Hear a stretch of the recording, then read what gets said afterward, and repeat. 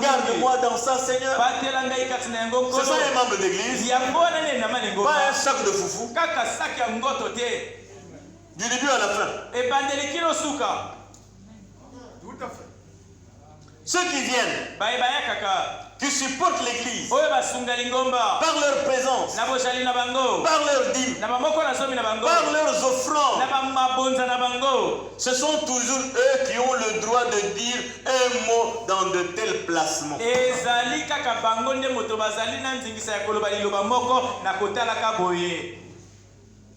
Oui, tu dois être un membre d'église comme le message l'enseigne. Ta présence, ta participation, fais de toi un membre de l'église. Je continue à lire le prophète. Rappelez-vous, vous pouvez seulement être sauvé par votre foi personnelle. Vous pouvez seulement être guéri par votre foi personnelle. Croyez-vous que ceci est la Bible? La Bible de Dieu, la parole de Dieu. Croyez-vous que votre pasteur est un homme de Dieu, quelle que soit l'église où vous allez?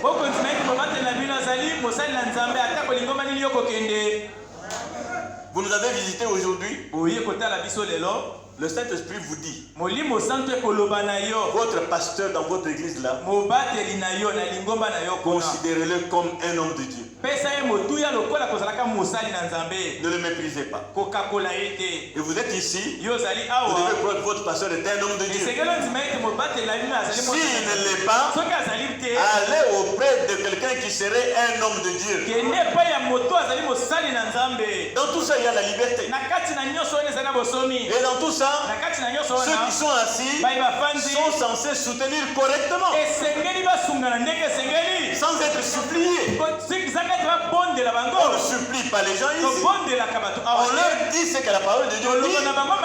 Et ça s'arrête là. Nous prêchons la parole et vous vivez la parole. Alors l'église marche. Amen. Si vous le... Je répète la phrase.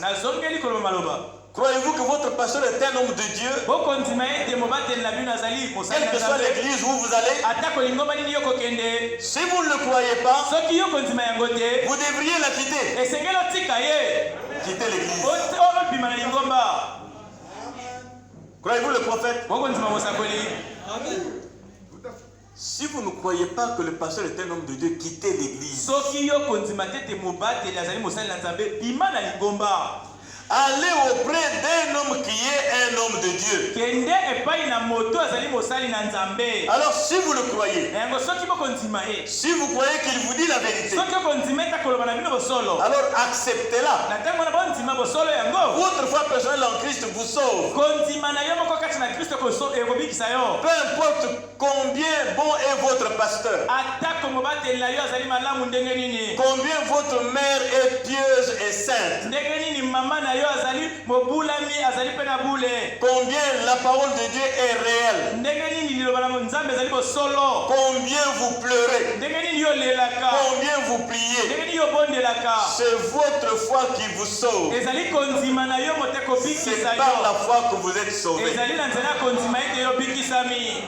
La foi dans la parole, prêchée par votre pasteur, quelle que soit l'église où vous allez, le pasteur que vous croyez qu'il est un homme de Dieu.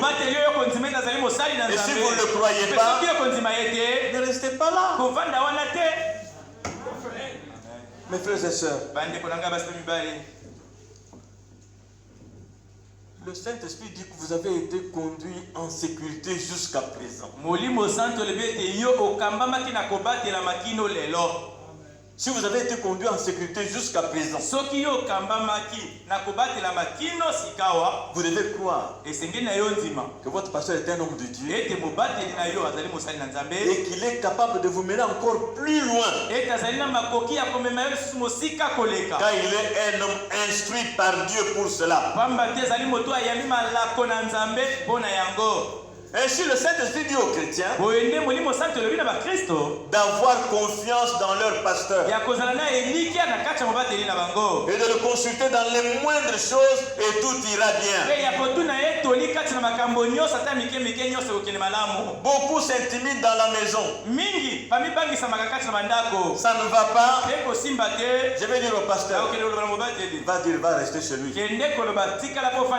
Ou c'est la femme qui dit, toujours pour ce pasteur, toi tu es quel genre d'homme? C'est le pasteur qui va nous conduire ici.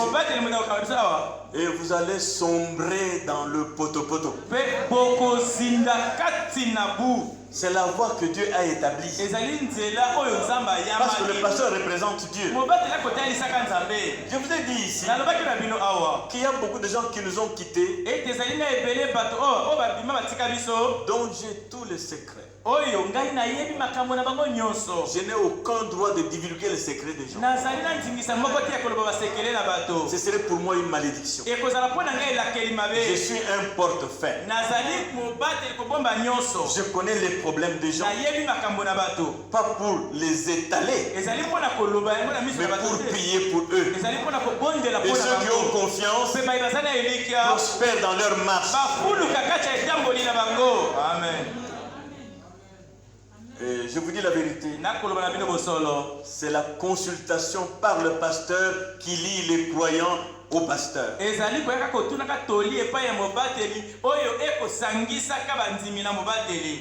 pas dit dans la Bible que le berger connaît ses brebis? En quoi es-tu ma brebis? Parce que je ne te connais pas. Je suis souvent surpris par tes comportements. Surpris par tes réactions. Non. Il faut dire ce que j'ai dit.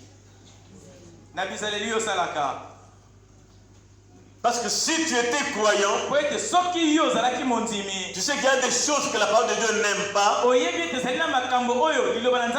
Les choses dans lesquelles tu te trouves souvent, tu viendrais me voir. Parce que je ne comprends pas. J'ai marché quand même longtemps avec le message. Je n'arrive pas à voir quel esprit m'habite. Je veux que tu pries pour moi. Oui, Dieu écoute ça. Dieu transforme. Il m'a transformé. Il a transformé beaucoup ici. Il est en train de transformer toujours. Mais si on a des regards sur lui. Le frère Branham dit. Et j'aimerais que vous tous, que vous sachiez que vous n'avez pas à attendre qu'un don spécial passe.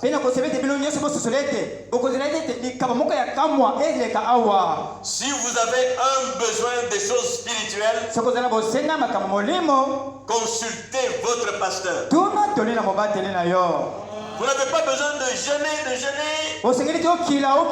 et attendre un rêve pour savoir quoi faire dans le domaine spirituel. Ou attendre qu'un don se lève. Ainsi dit le Seigneur. On n'a pas besoin de ça. Frère Branham dit, consultez votre pasteur pour tous ces besoins-là. Et si tu viens dans cet esprit-là, Dieu va te donner la réponse exacte. Et tu sauras que Dieu t'a parlé. Celui qui vous conduit en sécurité, celui qui vous a conduit en sécurité jusqu'à ce jour, il vous conduira pour le reste du chemin. Ça, c'est la manière de marcher dans l'église. D'avoir son église. Dimanche passé, je vous ai montré comment entrer dans l'église. Venir avant l'heure. Et se consacrer, prier. En silence. Être là dans l'attente de quelque chose venant du ciel. Ça, c'est pour les vrais croyants. Ils comprennent ça, ils exécutent. Et ils commencent à traiter avec Dieu dans leur vie. Maintenant, je vais aller à un autre petit point. Pour lequel je demande l'attention des jeunes. Nous avons maintenant une génération des jeunes fainéants. Vivant aux dépens de leurs parents et de leurs tuteurs. Ils ne veulent plus rien faire en dehors des dossiers qu'ils ont déposés ici et là. Frère, qu'est-ce que tu fais? J'ai déposé mon dossier là-bas. Manger le dossier. Il a déposé le dossier, il est à la maison. Il ne fait rien. Il ne peut même pas aider les parents, même pas balayer la cour.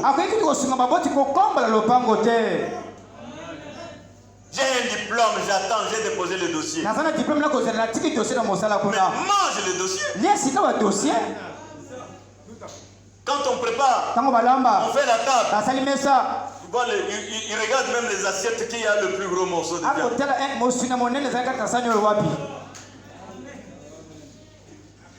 Paresseux. Attendant que papa et maman puissent le nourrir. Ce n'est pas correct. L'apôtre Paul déclare 2 Thessaloniciens 3 verset 10. Si quelqu'un ne veut pas travailler, qu'il ne mange pas non plus. Tu es seulement à la maison à ne rien faire. Même aider certains travaux de la maison, tu ne peux pas le faire parce que tu es un homme. Dieu n'aime pas les paresseux. Moi, je veux que chacun de vous, garçons, filles, payez-moi vos dîmes. Qui va au restaurant et manger sans payer? Vous allez au restaurant, vous mangez, vous dites non, moi je suis chômeur, je ne travaille pas, je vais seulement manger. C'est un restaurant, non? Hein? Vous mangez, payez-moi mes dîmes. Même au restaurant, vous payez le repas, vous payez aussi même un pourboire. Mais si tu ne payes pas le restaurant, comment vas-tu me donner même un pourboire? Oh pasteur, j'ai pensé à vous. Il y avait une fête chez moi à la maison. Voilà votre partie de la fête. C'est dans la Bible. C'est dans la Bible. Qui le fait? Payez-moi mes dîmes. Ne me dites pas que je ne travaille pas. Chacun doit travailler. Hein? Payez-moi mes dîmes. Hein, Marielle, j'attends ma dîme. Nous sommes d'accord? Écoutez, j'observe. Je vois les jeunes filles assidues à leurs études. Les jeunes filles au pluriel. Assidues à leurs études. N'ayant pas une situation financière. Se battant avec leurs tresses. Juste faire des tresses. Un peu de 1000 francs, tout ça, ils conservent, même à Pointe-Noire. Paye ses études, paye son déplacement, et termine jusqu'à avoir son diplôme de licence ou de maîtrise.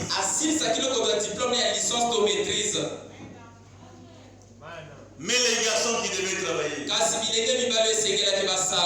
moto-taxi. Tu as le bac, le travail, moto-taxi. Le travail, taximan. Le travail, un petit commerce comme ça. Tu ne peux pas te sacrifier. J'ai vu un garçon ici. Je l'ai connu à Park and Shop. Et je l'ai bien connu quand j'étais aux États-Unis, il m'appelait. Il a fait ses études avec mobile money. Atanga na kosala kamba mobile money. Envoyer de crédit. Continue à kabatwa crédit. Et avec ça, il a fini ses études. Le frère Branham dit, pour avoir un certain niveau dans ce niveau social dans ce monde, il faut avoir étudié.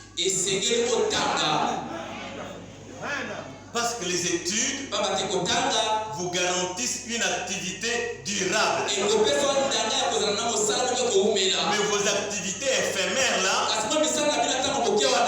se bloquer ici et là. Quand il y a eu le confinement, les fonctionnaires, on a arrêté le salaire.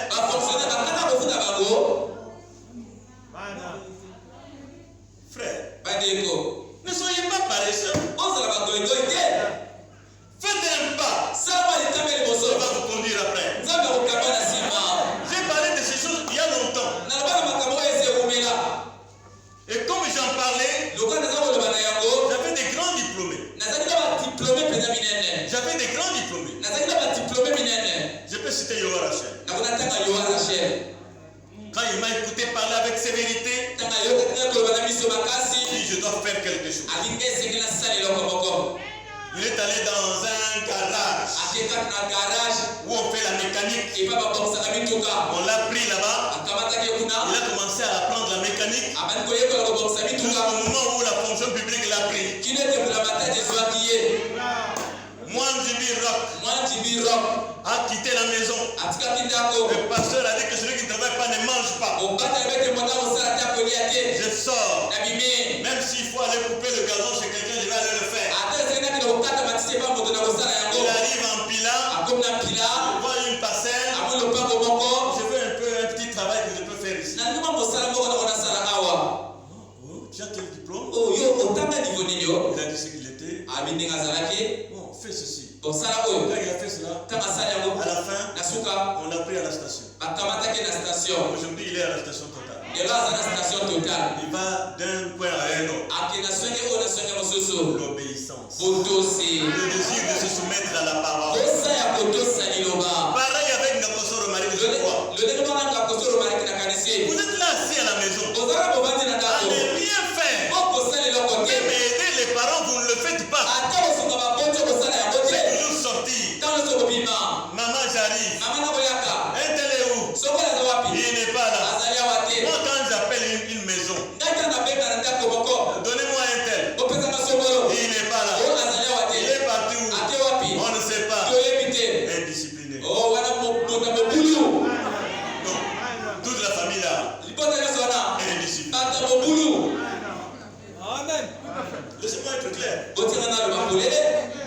Les indisciplinés laissent leurs enfants dans leur maison faire ce qu'ils veulent.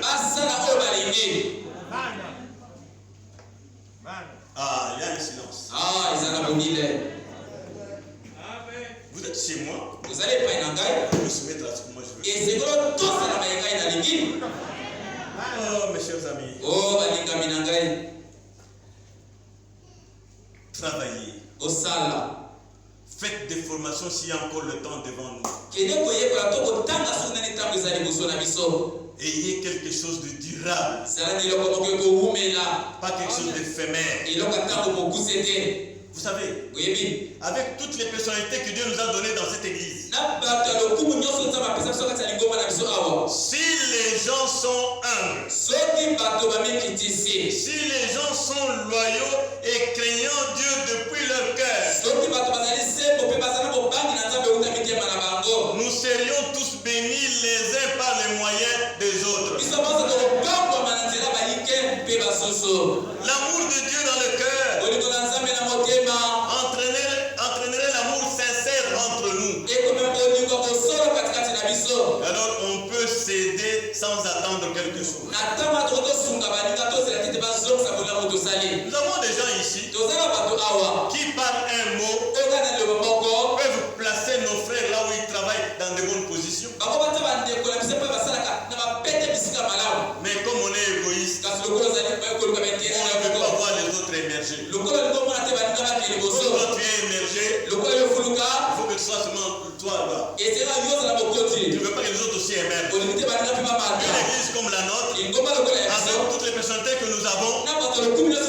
On peut positionner les gens là où ils sont à être encore bien positionnés. Pour amener les autres aussi à avoir du travail.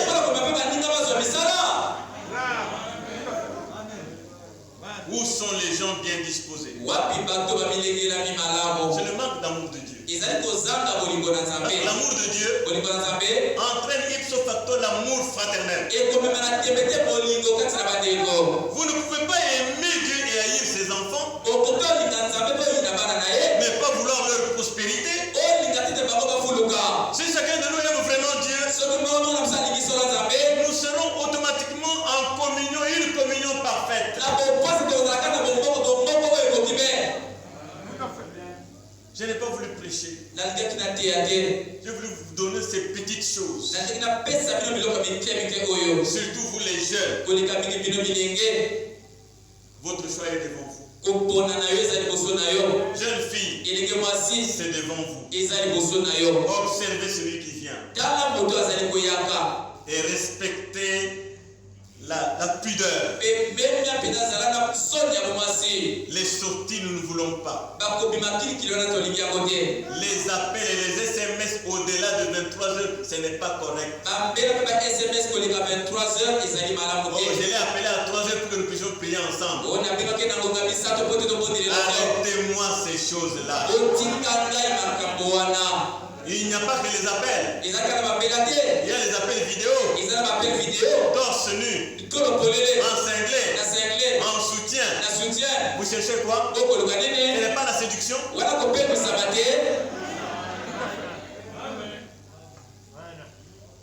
Ne cherchez pas ce qu'il soit derrière vous. Trois personnes étaient derrière moi. Allez demander à ma femme comment je l'ai épousée.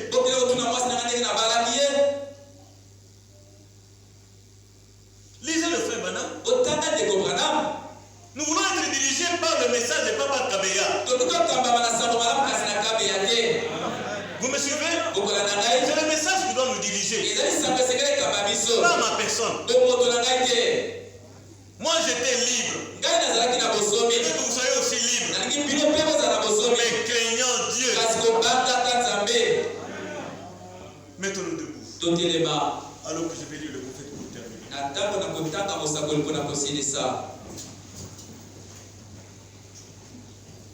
Je préférerais avoir une église. Écoutez, juste un instant. Je préférerais avoir une église qui ne sait rien au sujet d'un quelconque don spirituel et qui est vraiment pleine d'amour, les uns pour les autres et pour Christ. C'est la chose que nous désirons. Une église pleine d'amour, les uns pour les autres et pour Christ. Je préférerais avoir cela plutôt que de voir chaque don spirituel opérant dans l'église. Maintenant, cela peut sembler trop fort dans un groupe pentecôtiste, mais je préférerais plutôt cela. Là où il y a les dons, ils failliront. Là où il y a les dons, ils causeront de la confusion. Là où il y a des dons, ils peuvent être remis en question. Mais là où il y a l'amour, c'est parfait. N'aimez-vous pas cela, mes amis? Nous aimer les uns les autres d'un amour parfait, d'un amour chrétien. Là où il y a l'amour, c'est parfait, c'est vrai. Et si vous aviez l'amour parfait, vous auriez des dons parfaits. Mais quand vous vous méprisez, vous vous critiquez, vous allez vous mettre debout pour dire, pour prophétiser et sortir vos critiques comme prophétie. Non, nous voulons l'amour qui produit les dons parfaits. C'est vrai. Alors, travaillez d'abord avec l'amour. Cela va susciter la communion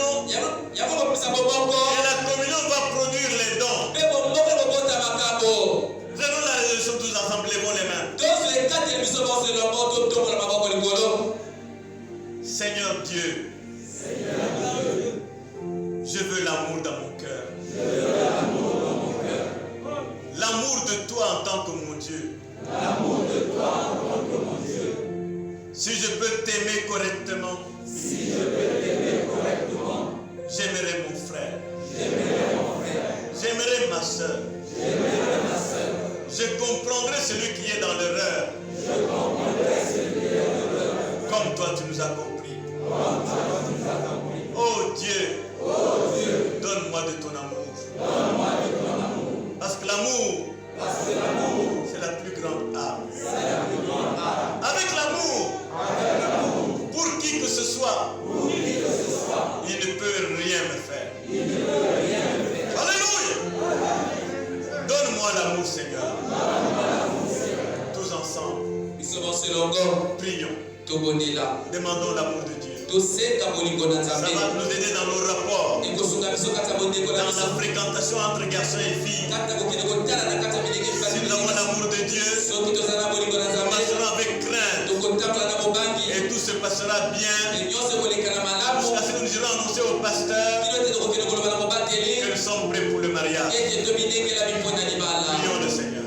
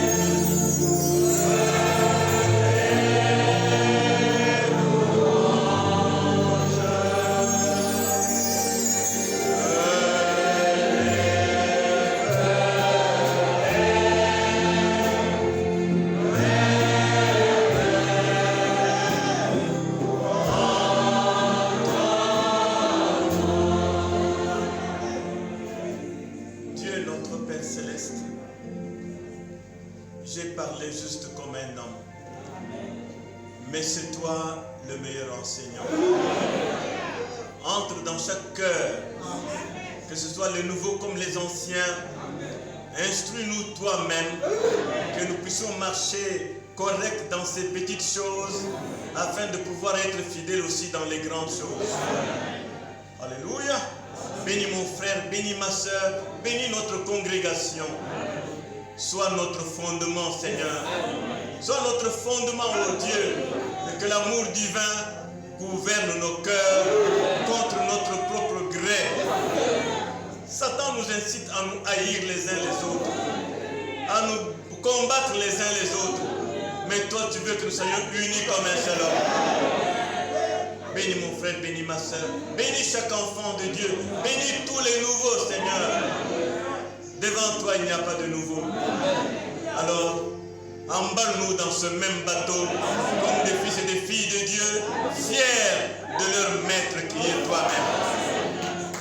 S'il y a des malades, s'il y a des cœurs affligés, tout est dans ta parole.